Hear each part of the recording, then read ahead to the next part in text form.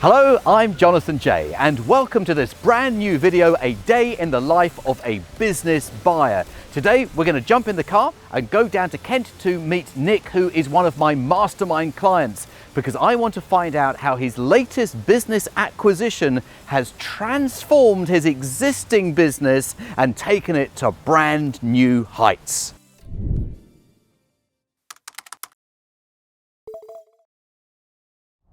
He's in the large format printing business, and he bought a balloon printing company up in Carlisle and then moved everything to his factory, his setup down here in Kent.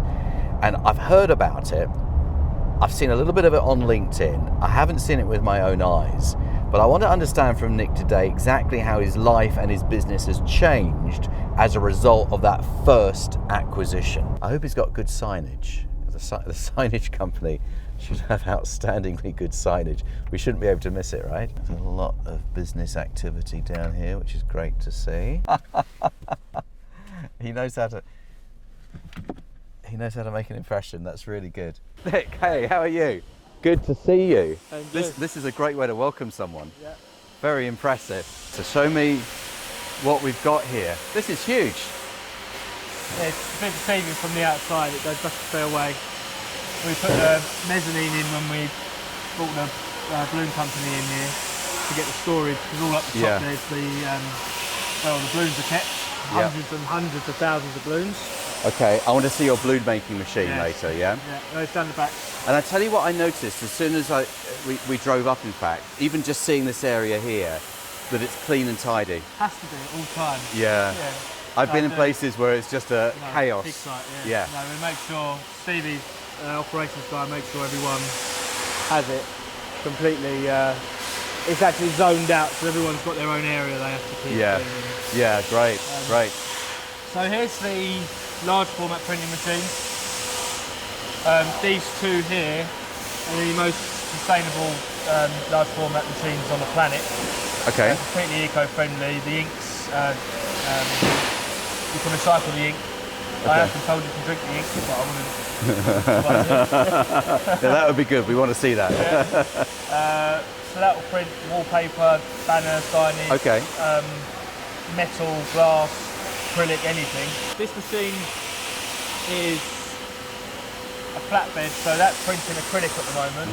That will print hoarding panels, basically anything rigid. Okay. Foamex, metal. In the first lockdown, I didn't have any on my own printing. We were 6 of us in an office in London, and then in the lockdown, I decided to pivot. And so that's in the last 2 and a bit years then? 2.5 years? Set this whole factory up in the last 12 months. Amazing. Yeah. This shows what you can do in 12 months. Yeah. If you've got a business that's cash flowing positively and is a profitable business, then and you can service the debt, then you use the debt to grow and bring in equipment to win business that you wouldn't be able to win otherwise. Yeah, I mean, this is £500,000 investment in this stuff. This is a cutter, digital cutter. Okay. Cut paper. It's got a router on it, so it will route wood, it will route metal, or sugar spray. These are the balloons. So this was the acquisition at the back. Now this is an incredible piece of machinery, because I saw a short video of this on LinkedIn, and it's fascinating. You're going to watch it again and again. Yeah.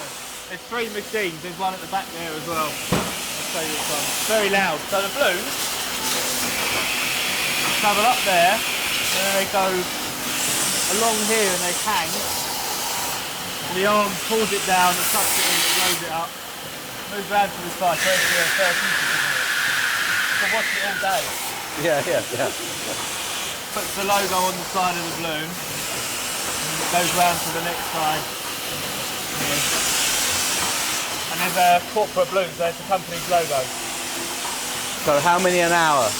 10,000 a day per machine. And this is the business that you bought? I remember you telling me this is a great way of bringing new business into the company. Yeah. So I do like printing balloons, but it's a very low barrier to entry lead generator. The cost of acquisition is they're obviously giving you money to do the job. Yes. You're then getting the lead, and sales team. For your sales team to call, And then follow it up after. Cross-sell the other businesses in. So we get 10 to 15 new leads a day, plus a database of 40,000. Great setup, Nick. So it's been a busy 12 months, but it's been a great 12 months, hasn't it? It's about ready with the foundations now to. Yeah. So the foundations being management team, strong financial controls. Yeah, strong processes down here. Yes. Sales process and automation. And then you can start doubling, tripling up with some acquisitions to, absolutely. And you're right, you need to get those foundations strong. And I think the acquisition of the balloon company must have been a great experience for understanding not just the business buying process, but what it really takes to integrate. Yeah, that was the biggest thing for me, was just, buying the business is one thing, it's what happens next. And exactly. I've enjoyed it. It's like going up the mountain in a slip. I feel like now I've done one. Subsequent ones are and the management team in place. Now it's easy to easier to and you know what to look for in diligence. Absolutely. You know what team you need. Where the beginning you look at everything. And then hundreds of canvas frames. It's a good client, right? Very good client. You're more than welcome. Have a picture of myself over the mantelpiece. It's very nice. None of this would exist if it hadn't been for your enthusiasm and drive and energy to make it happen. Very kind of you. It's true though. It's true though. It wouldn't have happened by itself. Every business needs someone at the top driving it. Sorry for interrupting your video, but I wanted to introduce you to a great lawyer in the UK who can get your deals done for you. He's worked for 50 of my mastermind clients in the last few months alone. His name is John Andrews, and I've got his details right here in my little black book of contacts. You can phone him on 0345 241 2494, or you can email him on johnandrews.deallawyer@jmw.co.uk. If you want someone who can get a deal done, he is your guy. So let's get back to the video. You see, the whiteboard still works. Whatever type of business you have, a whiteboard is an essential part of the office, isn't it? Yeah, I tried Trello, but I just find that looking at it just... Exactly, writing it up, looking at it, wiping it out when it's done, moving it from one part to another. So tell us a little about the history of the company so we can see where you are today. So how did it all start and when did it all start? So it started 7 years ago. It was me and my dad, Julian. He worked at a large format print company just like this as a sales director, and I worked in an advertising agency as a print buyer. And we both shared the same problem where we couldn't find someone who would take a whole project on. So I would go out to the market and they'd do that part, but they wouldn't do that part. And he would have the same thing. He'd get this project come in and he'd sit down with his team. I've got this project, and they go, well, we don't do that. So we came together and started Wahooty London together. Well, actually, at then it was called Wahooty Fandango. And everyone asked me where the name Wahooty comes from. And it is literally an Australian band in the 90s called Custard, who released a song called Wahooty Fandango. Of course. Yeah, of course. And, so what do we call ourselves? Well, we could be Nick and Julian Print, or we could be... Something more memorable. Something more memorable. So Wahooty Fandango. But the company morphed. It was quite a long name. It got spammed a lot into people's mailboxes and stuff. So we changed to drop the Fandango and became Wahooty London in 2015. And it was just me and Dad in an office. And we just carried on and going and going. When you said it started 7 years ago, I did actually think it's been going a lot longer than that, because you've done a lot in 7 years. Yeah, well, most of it's been done in the last 18 months, though, to be fair. Yeah. So it was 7 years of growing organically, and then we started hiring a few people in. I think the biggest hire we made was Craig. Do you know what, actually, the COVID hitting for me was, I won't say it was a good thing, but it made me pivot the company and change the destiny of it. For us. So the acquisition of the balloon company was an interesting turning point, wasn't it? Because it meant that you could generate leads for the business. So tell us a bit more about that. Yeah, so when we first took over the balloon company, two things changed at Wahooty straight away. One, because we needed a factory for the balloon company to be moved into, because it was an asset purchase, it gave us the opportunity to invest in our own machinery to then start manufacturing ourselves in Wahooty as well. So the journey of the business completely pivoted at that point. So it actually forced you to step up and do something that maybe you wouldn't have done at that point. We wouldn't have. We had no plans at that point really to go into manufacturing and having our own machinery and our own factory. But because I bought that business, we needed somewhere for it to go. So we got somewhere big enough and decided that we would make Craig's life easier selling because we have our own manufacturing in house. Yes. We tended to turn a lot of work away, but it meant we had the opportunity to produce it internally. So in actual fact then it increased sales because you now had the manufacturing capability that you didn't have before. Is that right? Yep. Sales and margin. Oh really? Yeah, because before we were giving the work to someone else who had the margin because they were printing it, so now we're manufacturing it ourselves. Yeah, so it had a double whammy effect. Yeah. So how did it make changes to the sales process? Did it make life easier, having the balloon company? It was hard, easier. The leads coming in, there was less work for a salesman to do. You kind of got right, every single That's day. what every salesperson wants, right? It's amazing, really. It's the amount of leads we're getting every day. How many would you say? 10 leads a day, maybe. So a nice 10. Well, yeah. 10 inbound inquiries, effectively every day. Of new companies. Of new companies. That are then compounding every day for the return people. Yeah. Because it's quite high up on SEO, we're getting a lot of new people every single day. Wow. Yeah. Okay, so tell us a bit about that acquisition then, because now we've heard the impact that it's had on the business, and from a manufacturing, keeping things in-house, from a margin and from a sales perspective, how did it all come about? Well, I went on to your course, so I decided I wanted to buy a business, sent the letters out, and they were one of the people that responded, and they were very desperate at the time. So it all happened A motivated seller. Motivated seller. It all happened very fast. I think there was a lot of quick change at Wahooty, which was quite difficult actually to... And was this during lockdown? It's just during lockdown. Yeah. Yeah, so there's me going, by the way, we bought a business and we've got to find somewhere for it in the next 2 weeks. It sharpens the mind, right? Sharpens I the bet mind. you didn't sleep so much during those 2 weeks. The first deal is always the hardest deal. The first deal is the steepest learning curve. Share with everyone some of the things that you learned on that first acquisition. So for me, I think one of the main things I've learned is around the team. The first acquisition for me, I love to do things the hard way. I seem to throw myself in the deep end, but when we bought it, because it was an asset purchase, there was no team. There was no employees that came with it at all. So we had to very quickly learn about balloon printing, about even how the pricing structure works, how the sales works. So it was a very steep learning curve, but I actually enjoyed it. But for me, now going forward would be looking much more at the team and what's there originally. To see what the first step is post completion. Yeah, it's interesting because I think we were saying earlier that the acquisition is like the easy part. Really, it's what happens to integrate the 2 businesses or 3 businesses or 4 businesses, and the people aspects of that are the toughest part, aren't they? Mm-hmm. The location was difficult at the start. We initially had it in Carlisle.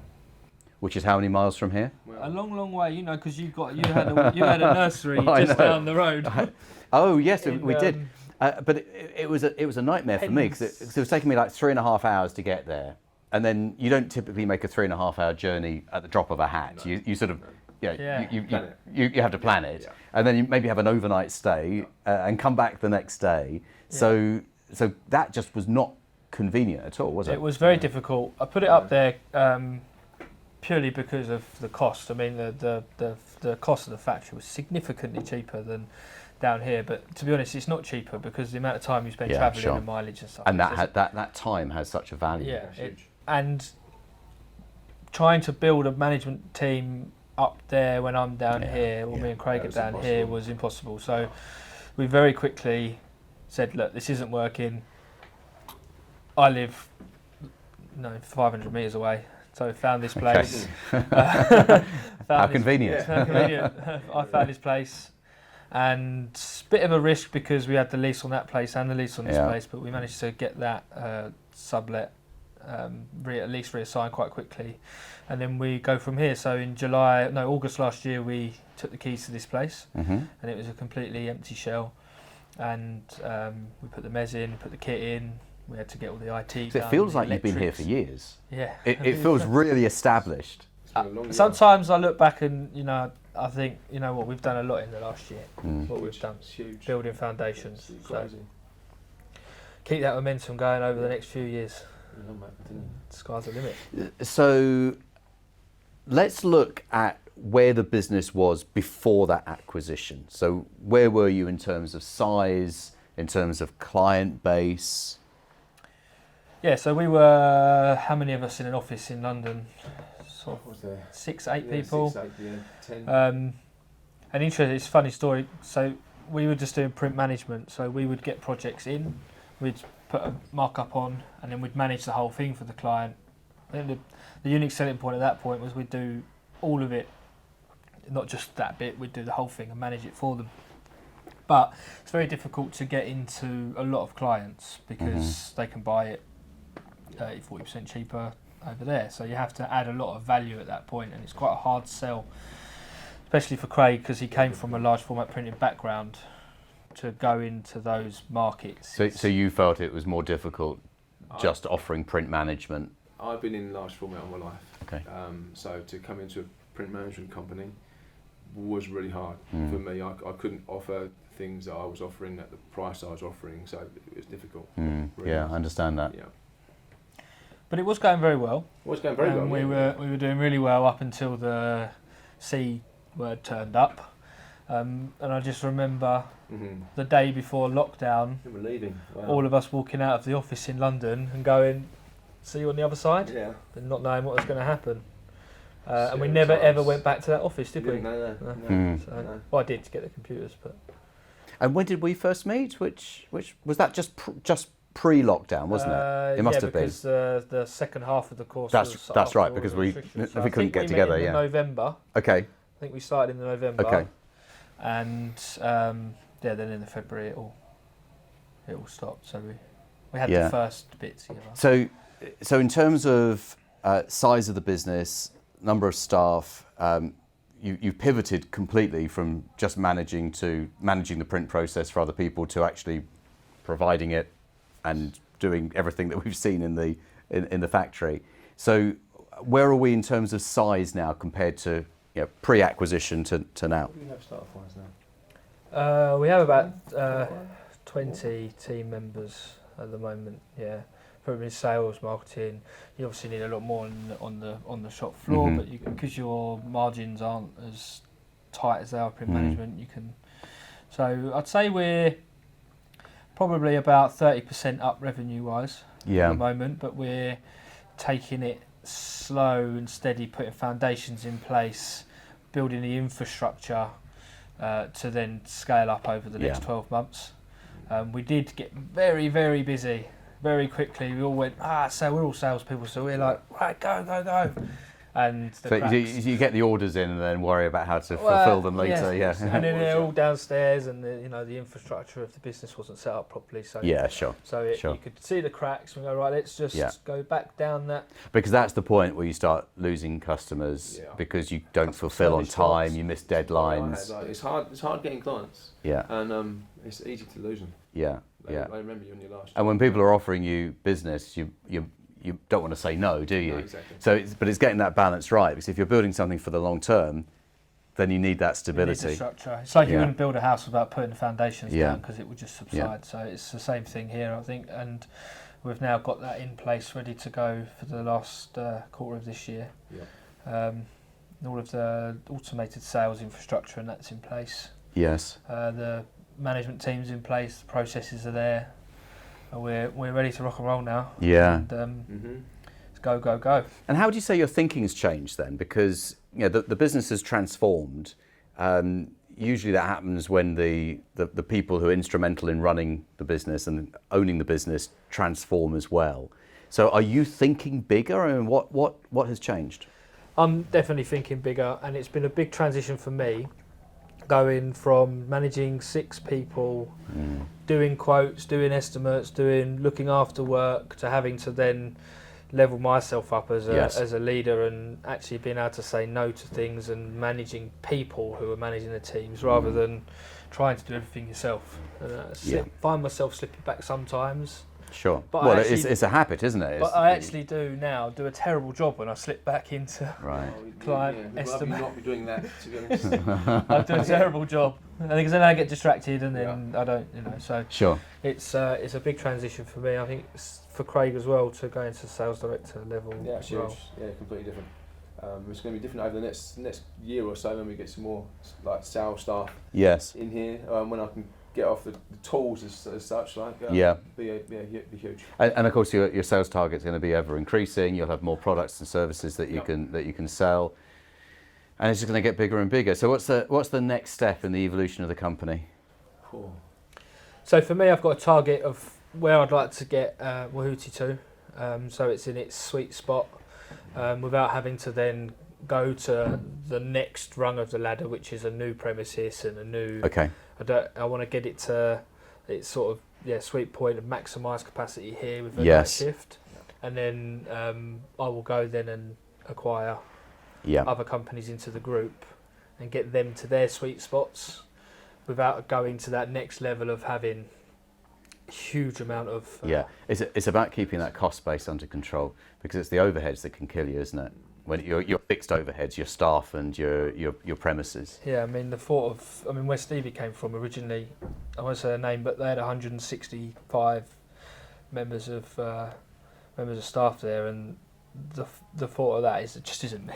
It's kind of scary, isn't it? And there's no better feeling than coming in the morning and everyone's there and they're working and they're laughing and they're having fun and they're going out after work. That shows that it's a business that's working without you. It doesn't require you to come in and inspire everyone and motivate everyone. They can get on with it without you being here. I do think Craig and Stevie are the two sort of people at the helm when I'm not here, and they do a brilliant job. We've got people here who they genuinely love being at work. And I'm not just saying that, they actually do. We do one-to-ones regularly, and Hayden down there, he lives locally, he was working in the back of a butcher's, hated it, and he's really come into his own. And for me, I love watching stuff like that, the people flourish. And we have a lady downstairs who's a refugee from Ukraine, because we saw that someone put a post up locally that they'd taken her in and did she want a job, so we're straight into the Zalto, and giving people those opportunities for here is just that's what makes me happy.